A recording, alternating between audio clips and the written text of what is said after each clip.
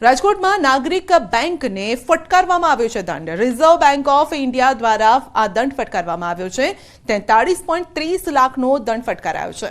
તો ડિરેક્ટરો અને ટ્રસ્ટીઓ રસ ધરાવતા હોય તેવી પેઢીઓને લોન આપવામાં આવી હતી।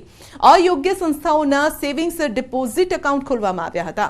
નિષ્ક્રિય ખાતાઓમાં ન્યૂનતમ રકમ માટે દંડ વસૂલવામાં આવ્યો હતો। રિઝર્વ બેંક ઓફ ઇન્ડિયાએ બેન્કિંગ રેગ્યુલેશન એક્ટ અંતર્ગત આ દંડ ફટકાર્યો છે।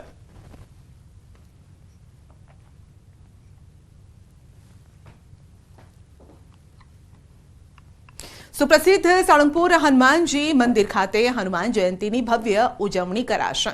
મંદિર વિભાગ દ્વારા 21 એપ્રિલથી 23 એપ્રિલ સુધી વિવિધ કાર્યક્રમોનું આયોજન કરાયું છે। 21 એપ્રિલે પૂજન તેમજ 22 એપ્રિલના રોજ સવારે 11 કલાકે કેરીનો ભવ્ય અન્નકૂટ, સાંજે 4 કલાકે 54 ફૂટની કિંગ ઓફ સાળંગપુરની મૂર્તિને 5000 કિલો પુષ્પનો અભિષેક અને ડાન્સનું આયોજન છે।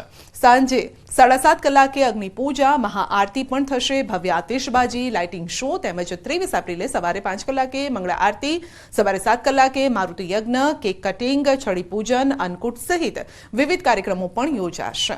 તો ઉનાળો હોવાથી તડકાને લઈને પણ હરિભક્તોને તકલીફ ન પડે તેના માટે પણ છાશ, શરબત, પાણીના પરબ સહિતની વ્યવસ્થા કરવામાં આવી છે।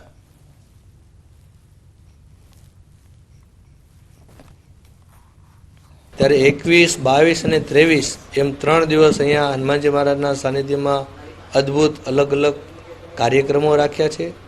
એમાં 21 તારીખે હનુમાનજી મહારાજનું વિશેષ પૂજન રાખેલું છે। 555 કિલોના પુષ્પવૃષ્ટિથી ભવ્ય રાજોપચાર પૂજન રાખ્યું છે।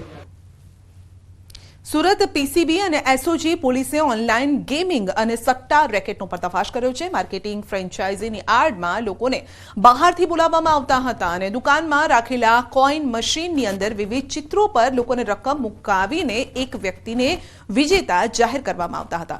દુકાનની અંદર જુગાર રમાડતા 2 ઓપરેટરો અને જુગાર રમતા 8 વ્યક્તિ સહિત કુલ 10 લોકોની ધરપકડ કરાઈ છે। પોલીસે કમ્પ્યુટર, સ્કેનર મશીન સહિત 2 વાહન કુલ મળી અને 2,33,000નો મુદ્દામાલ કબજે કર્યો છે। આરોપીઓની પૂછપરછ હાથ ધરાઈ છે।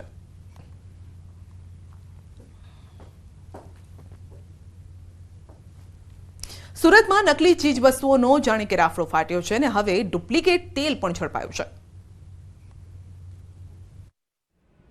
લિંબાયતમાં ડુપ્લિકેટ તેલનો થયો પર્દાફાશ। બ્રાન્ડેડ કંપનીના તેલના ડબ્બામાં ડુપ્લિકેટ તેલના ગોરખ ધંધા ચાલતા હતા।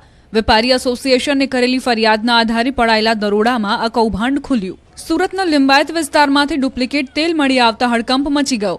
લિંબાયત આવેલ વિજયાલક્ષ્મી સુપર સ્ટોરમાંથી ડુપ્લિકેટ તેલ હોવાની ફરિયાદ વેપારી એસોસિએશન દ્વારા કરવામાં આવી હતી, જેને પગલે પોલીસને સાથે રાખીને આ સ્ટોર પર દરોડા પાડવામાં આવ્યા, જેમાં 60 ડુપ્લિકેટ તેલના ડબ્બા તથા અલગ અલગ બ્રાન્ડના 250 સ્ટીકર તથા ડબ્બા પર લગાવાતા 250 ઢાંકણા પણ મળી આવ્યા હતા। નવાઈ પમાડતી બાબત એ હતી કે ડુપ્લિકેટ તેલનું વેચાણ બ્રાન્ડેડ કંપનીના તેલના ડબ્બામાં કરવામાં આવી રહ્યું હતું। વેપારી એસોસિએશનના પ્રમુખે તેલનો ડબ્બો નકલી છે કે અસલી તે તપાસવાની ટ્રીક નાગરિકોને સમજાવી હતી। મહત્વનું છે કે સુરતમાં ખાદ્ય પદાર્થમાં વધી રહેલી બનાવટી અને નકલી વસ્તુનો કારોબાર ફૂલ્યો ફાલ્યો હોય એમ લાગી રહ્યું છે, કેમ કે હાલમાં જ અહીં ડુપ્લિકેટ શેમ્પૂ અને ગુટખાનો ગોરખ ધંધો પકડાયો હતો। પંચમહાલમાં ન્યૂઝ 18ના અહેવાલની અસર થઈ છે। રોડ પાસે ભૂલ ભરેલા લખાણના બોર્ડ હટાવાયા છે। અગાઉ ગતિમાં રહો, સલામત રહોના લખાણવાળું એક બોર્ડ હતું। ન્યૂઝ 18ના અહેવાલ બાદ તંત્ર સફાળું જાગ્યું। વળાંકવાડા રોડ પાસે જ આ ભૂલ ભરેલા લખાણના બોર્ડ હતા। ઘોઘંબા કાંટુ મુખ્ય માર્ગ ઉપર ગતિમાં રહો, સલામત રહો એવા સાઇન બોર્ડ મૂકવામાં આવ્યા હતા અને તેમાં માર્ગ મકાન વિભાગના જવાબદારોની ગંભીર બેદરકારી સામે આવી છે। આ વિસ્તારના માલુ અને આંકલવા ગામ પાસે છેલ્લા કેટલાક સમયથી આ બોર્ડ મુકાયા હતા, જેથી વાહન ચાલકો પણ મૂંઝાતા હતા। આ બોર્ડ અકસ્માતને રોકવા નહીં પરંતુ અકસ્માતને જાણે કે આમંત્રણ આપતા હોય તેમ લાગતા હતા અને આ અંગે તાજેતરમાં જ ન્યૂઝ 18એ અહેવાલ પ્રસારિત કર્યો હતો, જે બાદ તંત્ર સફાળું જાગ્યું છે। તાત્કાલિક સુધારા સાથેના સાઇન બોર્ડ લગાવાયા છે।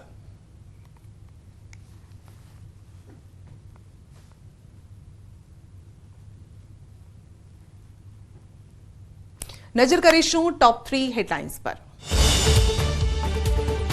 હવામાન વિભાગની પરસેવે રેપ જેપ કરતી આગાહી।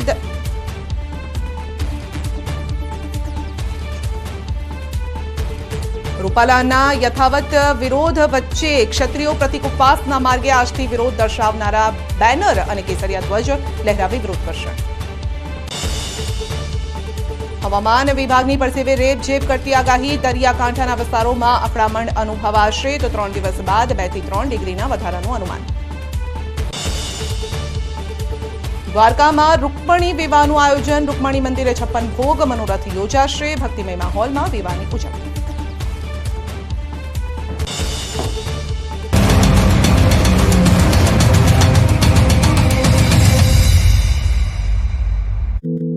પત્રક ભરવા માટે મને આદરણીય પ્રધાનમંત્રી શ્રી નરેન્દ્રભાઈ મોદી સાહેબના નેતૃત્વમાં અને શ્રી અમિતભાઈ શાહ સાહેબના માર્ગદર્શનથી પાર્ટીના રાષ્ટ્રીય અધ્યક્ષ શ્રી જેપી નડ્ડાજી અને પાર્લામેન્ટરી બોર્ડે જે મને ફરીથી ઇલેક્શન લડવા માટેની તક આપી છે એના માટે હું સૌનો ખૂબ ખૂબ આભાર માનું છું. મહત્વનું છે કે ગત લોકસભા ચૂંટણીમાં આખા દેશમાં સૌથી વધુ લીડ સાથે જો કોઈ બેઠક કોઈ ઉમેદવારે જીતી હોય તો તે નવસારી સીટ છે.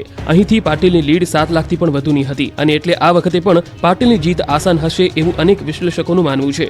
જો કે આ વખતે કોંગ્રેસ પણ પ્રચાર પ્રસારમાં લાગી છે. નવસારી બેઠક પર ભાજપ દ્વારા અલગ અલગ કાર્યક્રમો કરવામાં આવી રહ્યા છે. મોદીનું પરિવાર અને જનસંપર્ક કાર્યક્રમો થકી લોકો સુધી ભાજપ પહોંચવાની રણનીતિ પર કામ કરી રહ્યું છે. રાજકોટથી કોંગ્રેસ ઉમેદવાર પરેશ ધાનાણીએ ઉમેદવારી નોંધાવી. કોંગ્રેસ આગેવાનો સાથે ધાનાણી કલેક્ટર કચેરી પહોંચ્યા અને વિજય મુહૂર્તમાં ઉમેદવારી નોંધાવી. ફોર્મ ભરતા સમયે ધાનાણીની સાથે શહેર કોંગ્રેસ પ્રમુખ અતુલ રાજાણી, પૂર્વ વિપક્ષી નેતા વશરામ સાગઠિયા, કોંગ્રેસ અને ક્ષત્રિય આગેવાન ગાયત્રીબા વાઘેલા હાજર રહ્યા.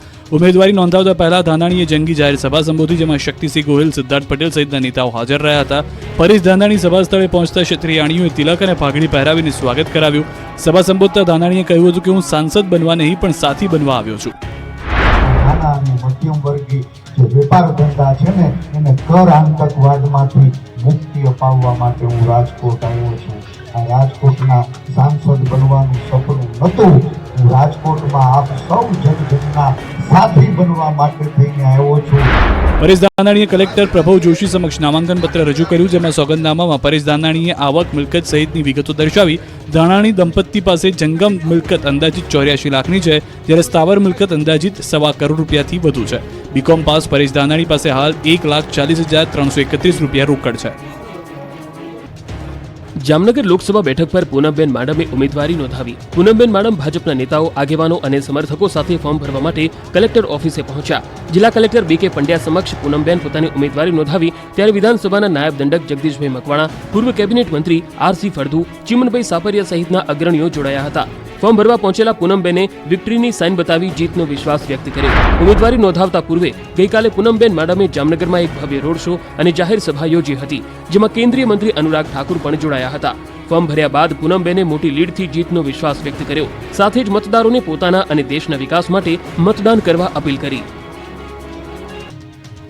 ક્ષત્રિય સમાજના વિરોધના વંટોળ વચ્ચે અને લોકસભા ચૂંટણી પહેલા રૂપાલાને રાહત મળી. રાજકોટ બેઠકના ભાજપના ઉમેદવાર પરસોત્તમ રૂપાલાના નિવેદન બાદ ક્ષત્રિયોનો ગુસ્સો શાંત નથી થઈ રહ્યો, પરંતુ આ દરમિયાન પરસોત્તમ રૂપાલા સામે ક્ષત્રિય સમાજની મહિલાઓ હવે ફોર્મ નહીં ભરે. આ અંગે ક્ષત્રિય સમાજના આગેવાન હેતલબા વાઘેલાએ આ અંગે સ્પષ્ટીકરણ કર્યું.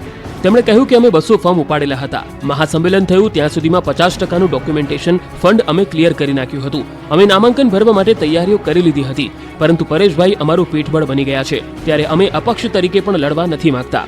મહત્વનું છે કે રાજકોટ બેઠક પરથી એક સાથે 100 ક્ષત્રિય સમાજની મહિલા લોકસભા ચૂંટણી માટે ઉમેદવારી નોંધાવશે તેવું રાજપૂત સમાજ સંકલન સમિતિના મહિલા અધ્યક્ષ તૃપ્તિબા રાઓલે આ જાહેરાત કરી હતી. નમસ્કાર, આપ જોઈ રહ્યા છો ગુજરાતની number 1 news channel news 18 Gujarati. આપણું ગુજરાત સાથે હું છું સિદ્ધાર્થ ધોળકિયા. મહત્વના સમાચાર. રાજ્યમાં જામ્યો ચૂંટણી માહોલ. ગાંધીનગર લોકસભા બેઠક માટે અમિત શાહે વિજય મુહૂર્તમાં ઉમેદવારી ફોર્મ ભર્યું.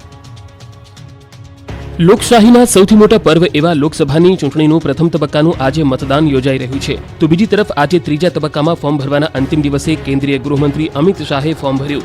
પોતાના મત વિસ્તારમાં પ્રચંડ પ્રચાર કર્યા બાદ ગાંધીનગર બેઠકથી ભાજપ ઉમેદવાર અમિત શાહે વિજય મુહૂર્તમાં જીતના શંખનાદ સાથે ઉમેદવારી પત્ર ભર્યું. તેઓએ 12:39 કલાકે વિજય મુહૂર્તમાં ફોર્મ ભર્યું છે અને જંગી રેલી કરીને કલેક્ટર કચેરી ખાતે ઉમેદવારી નોંધાવી. ફોર્મ ભરતી વખતે મુખ્યમંત્રી ભૂપેન્દ્ર પટેલ, ધારાસભ્યો અને ઇન્ચાર્જ પણ હાજર રહ્યા. ફોર્મ ભર્યા બાદ શાહે કહ્યું કે અમારા માટે ગૌરવની વાત છે. આ જ મતક્ષેત્રમાં એક બૂથ કાર્યકર્તાથી સાંસદ સુધી પહોંચ્યો છું. આ બેઠક પર બેઠકથી અડવાણી અટલજીએ પ્રતિનિધિત્વ કર્યું છે અને આ જ બેઠક પર પીએમ મોદી મતદાતા છે, એટલે આ બેઠકથી પ્રતિનિધિત્વ કરવું મારા માટે ગૌરવની વાત છે. સાથે તેમણે નરેન્દ્ર મોદીને ત્રીજી વાર પીએમ બનવાની પણ વાત કરી.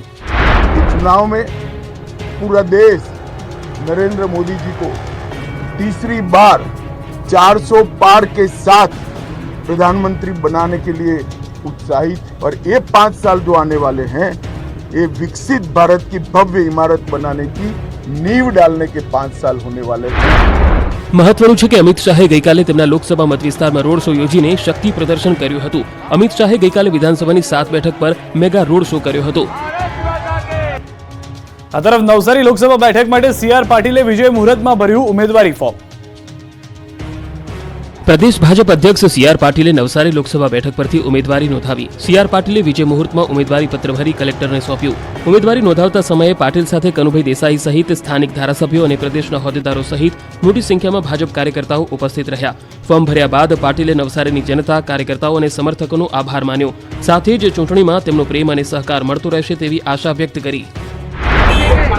ચોથી વાર ઉમેદવારી પત્રક ભરવા માટે મને આદરણીય પ્રધાનમંત્રી શ્રી નરેન્દ્રભાઈ મોદી સાહેબના નેતૃત્વમાં અને શ્રી અમિતભાઈ શાહ સાહેબના માર્ગદર્શનથી પાર્ટીના રાષ્ટ્રીય અધ્યક્ષ શ્રી જેપી નડ્ડાજી અને પાર્લામેન્ટરી બોર્ડે જે મને ફરીથી ઇલેક્શન લડવા માટેની તક આપી છે એના માટે હું સૌનો ખૂબ ખૂબ આભાર માનું છું. મહત્વનું છે કે ગત લોકસભા ચૂંટણીમાં આખા દેશમાં સૌથી વધુ લીડ સાથે જો કોઈ બેઠક કોઈ ઉમેદવારી જીતી હોય તો તે નવસારી સીટ છે. અહીંથી પાટીલની લીડ 7 લાખથી પણ વધુની હતી અને એટલે આ વખતે પણ પાટીલની જીત આસાન હશે એવું અનેક વિશ્લેષકોનું માનવું છે. જો કે આ વખતે કોંગ્રેસ પણ પ્રચાર પ્રસારમાં લાગી છે. નવસારી બેઠક પર ભાજપ દ્વારા અલગ અલગ કાર્યક્રમો કરવામાં આવી રહ્યા છે. મોદીનું પરિવાર અને જનસંપર્ક કાર્યક્રમો થકી લોકો સુધી ભાજપ પહોંચવાની રણનીતિ પર કામ કરી રહ્યું છે. દિગ્ગજ નેતાઓની હાજરીમાં પરેશ ધાનાણીએ રાજકોટથી ઉમેદવારી પત્ર ભર્યું. ક્ષત્રિયાણીઓએ પહેરાવી પાઘડી. રાજકોટથી કોંગ્રેસ ઉમેદવાર પરેશ ધાનાણીએ ઉમેદવારી નોંધાવી. કોંગ્રેસ આગેવાનો સાથે ધાનાણી કલેક્ટર કચેરી પહોંચ્યા અને વિજય મુહૂર્તમાં ઉમેદવારી નોંધાવી. ફોર્મ ભરતા સમયે ધાનાણીની સાથે શહેર કોંગ્રેસ પ્રમુખ અતુલ રાજાણી, પૂર્વ વિપક્ષી નેતા વશરામ સાગઠિયા, કોંગ્રેસ અને ક્ષત્રિય આગેવાન ગાયત્રીબા વાઘેલા હાજર રહ્યા. ઉમેદવારી નોંધાવતા પહેલા ધાનાણીએ જંગી જાહેર સભા સંબોધી, જેમાં શક્તિસિંહ ગોહિલ, સિદ્ધાર્થ પટેલ સહિતના નેતાઓ હાજર રહ્યા હતા. પરેશ ધાનાણી સભા સ્થળે પહોંચતા ક્ષત્રિયાણીઓએ તિલક અને પાઘડી પહેરાવીને સ્વાગત કરાવ્યું. સભા સંબોધતા ધાનાણીએ કહ્યું હતું કે હું સાંસદ બનવા નહીં પણ સાથી બનવા આવ્યો છું. નાના અને મધ્યમ વર્ગી જે વેપાર ધંધા છે ને એને કર આતંકવાદમાંથી મુક્તિ અપાવવા માટે હું રાજકોટ આવ્યો છું. આ રાજકોટના સાંસદ બનવાનું સપનું નહોતું. હું રાજકોટમાં આપ સૌ જનજનના સાથી બનવા માટે થઈને આવ્યો છું. પરેશ ધાનાણીએ કલેક્ટર પ્રભવ જોશી સમક્ષ નામાંકન પત્ર રજૂ કર્યું, જેમાં સોગંદનામામાં પરેશ ધાનાણીએ આવક, મિલકત સહિતની વિગતો દર્શાવી. ધાનાણી દંપતી પાસે જંગમ મિલકત અંદાજિત 84 લાખની છે, જ્યારે સ્થાવર મિલકત અંદાજિત ₹1.25 કરોડથી વધુ છે. બીકોમ પાસ પરેશ ધાનાણી પાસે હાલ ₹1,40,331 રોકડ છે. મોટી સંખ્યામાં નેતાઓ આગેવાનીની હાજરીમાં પૂનમબેન માડમે પણ ફોર્મ ભર્યું. જામનગર લોકસભા બેઠક પર પૂનમબેન માડમે ઉમેદવારી નોંધાવી. પૂનમબેન માડમ ભાજપના નેતાઓ, આગેવાનો અને સમર્થકો સાથે ફોર્મ ભરવા માટે કલેક્ટર ઓફિસે પહોંચ્યા. જિલ્લા કલેક્ટર બીકે પંડ્યા સમક્ષ પૂનમબેન પોતાની ઉમેદવારી નોંધાવી ત્યારે વિધાનસભાના નાયબ દંડક જગદીશભાઈ મકવાણા, પૂર્વ કેબિનેટ મંત્રી આરસી ફળદુ, ચીમનભાઈ સાપરિયા સહિતના અગ્રણીઓ જોડાયા હતા. ફોર્મ ભરવા પહોંચેલા પૂનમબેન